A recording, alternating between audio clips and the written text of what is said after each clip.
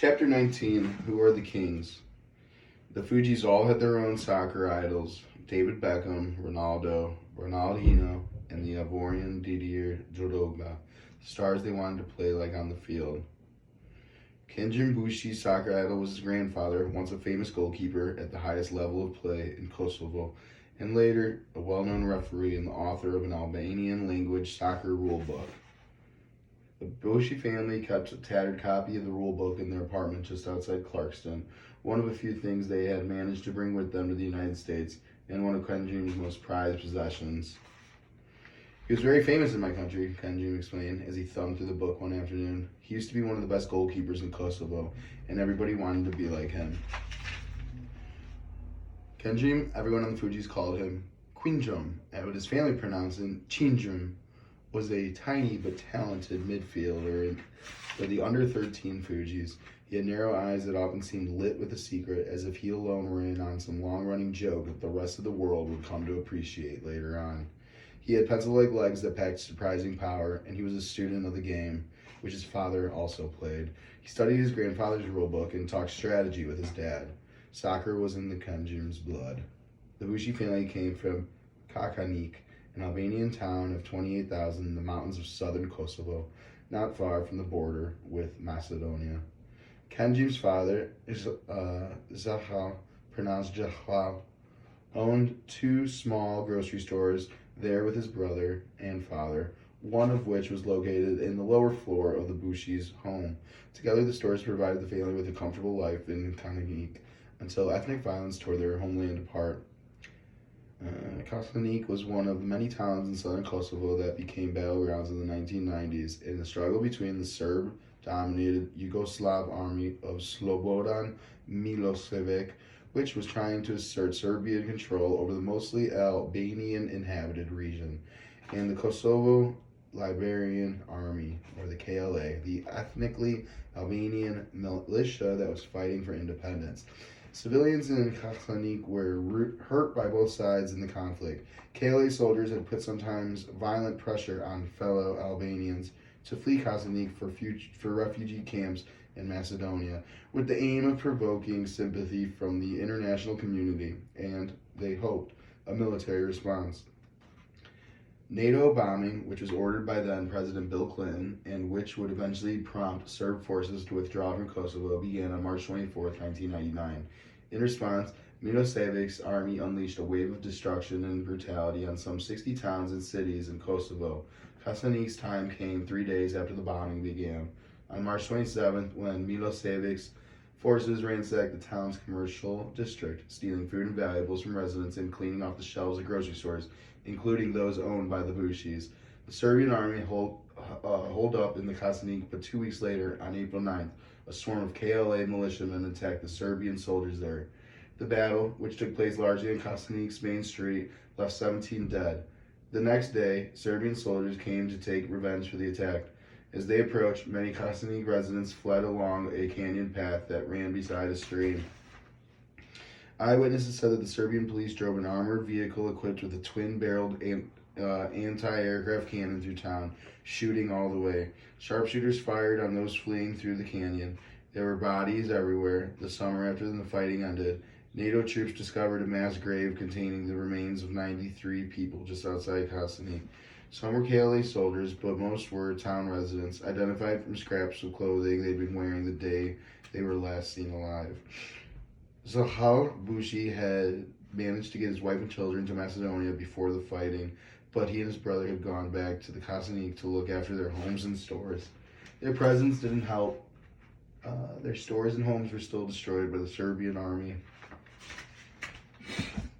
"My house is buried," Zahal said, sitting on a sofa in the apartment outside Clarkston. "They put some bomb in it and destroyed everything." He flung his hands in the air. Boom! Zahal and his brother fled Kakanik on foot and walked for 2 days over mountains towards Macedonia. They drank water from streams as they walked and went without food until they were found by Macedonian soldiers who placed them in a refugee camp. Zahal was reunited with Kenjim, his wife, and his daughter, and together they lived in the camp for 3 months, awaiting placement by the United Nations High Commissioner for Refugees. The Bushis were grateful when they learned that they had been granted asylum by the United States. but the news was bittersweet. Lachal's extended family was broken up, sent to a variety of Western countries that had offered to accept refugees from Kosovo. His relatives from Kazanik are now scattered from Norway to England to Australia, a world away from both Kazanik and his new home outside Atlanta. Kenji was not quite 6 years old when his family arrived in Georgia. Now 12 and a half, he still remembered his first day of school at McClendon Elementary. He knew no English and none of the other kids. I was so scared, Kenji said. I didn't know what to do. I didn't know where to go. Kenji's first friends were other Albanian and Bosnian Muslim kids he met in his apartment complex. As he learned English, he made friends at school. Zahal took his son to the kids' soccer program at the Clarkson Community Center, where Kenji met Luna and joined the refugee soccer team. The refugees had since become the center of Kenji's social life. He had grown close with Aldin, the Bosnian goalie, who lived in the same apartment complex. Kenjun and Aldin had their own morning ritual. On weekdays, their parents left their apartment soon after dawn for their long commutes to work. Kenji would get up, dressed, and walk down the driveway of the complex to Aldin's, where they would play video games or watch ESPN until it was time to go outside and wait for the school bus. They were best friends. Kenji had become close with his other teammates as well. Grace, the midfielder for the Congo, who lived up the street, Josiah, Jeremiah, the Liberians, Bienvenu, the Burundian, Shakir, who was from Afghanistan, Robin and Edouard Dikori, the Sudanese brothers. Having friends from all over the world seemed perfectly normal to Kenji. It was all he had known since arriving in the United States. Kenji was smaller than most of his teammates, but he had their respect. When he called out directions during games, the others listened. Kenji had come to feel that the other players were more than just teammates. It's like they're all from my own country, he said. They're my brothers. While the under-15s were struggling to keep their team together, Kenji and the under-13s were beginning to gel. They had started the season with a tie and a loss, but had since won their last two games, putting them in a position to actually win their division. Their play was improving, they were communicating better and with more confidence, and above all, they were having fun. During practice, the players would strike out on their laps at their own pace. Kenji, Josiah, Jeremiah, Bien, and the Decoris would take off, while Eldin, Mafode, and Tantino, the recently arrived Sudanese refugee, would follow, each at his own slower pace. On Wednesday, though, as Luma was watching her under-17 team scrimmage, she looked over to see the 13s running together in a kind of chorus line. Faster players had slowed down for the slower players, who had turned and sped up so as not to hold their teammates back. They ran like this for 15 minutes or so at which point the boys began to clap in rhythm with their strides. Eventually the boys began to chant, "Who are the kings?" Someone would shout to the group. "The Fugees," the team would answer. Loomis stayed focused on the older boys' scrimmage, but the 13s wouldn't be ignored. They chanted louder with each pass until Luma finally turned around to see what all the fuss was all about. When the 13s saw they had their coach's attention, someone else called out, "Who is the queen?" "Luma," the boys shouted. When Luma shook her head in confusion, the boys tumbled to the ground, laughing. It was a small, silly moment, but it also showed the boys from 13 different countries and a wide array of ethnicities and religions, and who spoke different languages, were creating their own inside jokes. Even Muhammad, the Iraqi Kurd, whose family had arrived in the United States only a few months before the season, and who spoke almost no English at all, was chanting at the top of his lungs and laughing as if someone had just told him the funniest joke he'd ever heard.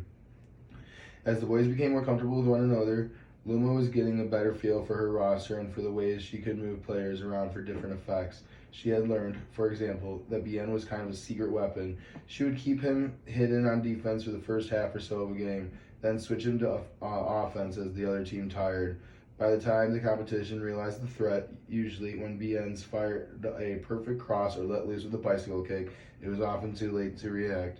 Jeremiah could play both offense and defense equally well, just as he could kick the ball equally well with his left and his right foot, making him a threat on corner kicks from either side. Muhammad was proving a tough defender despite his pint size.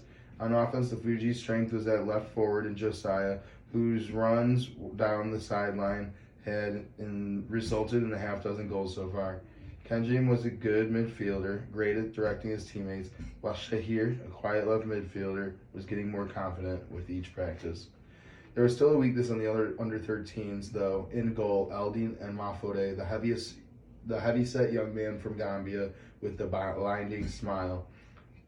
A good goalie was quick and determined. Ideally, attacking players should fear the keeper, especially when they took the ball into the goalie's box.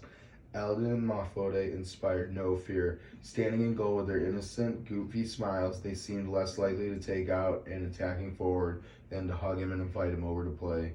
But Eldon and Mafode had been with the team since the beginning. They were on time, they did their homework, so Luma had resolved to coach around their weaknesses.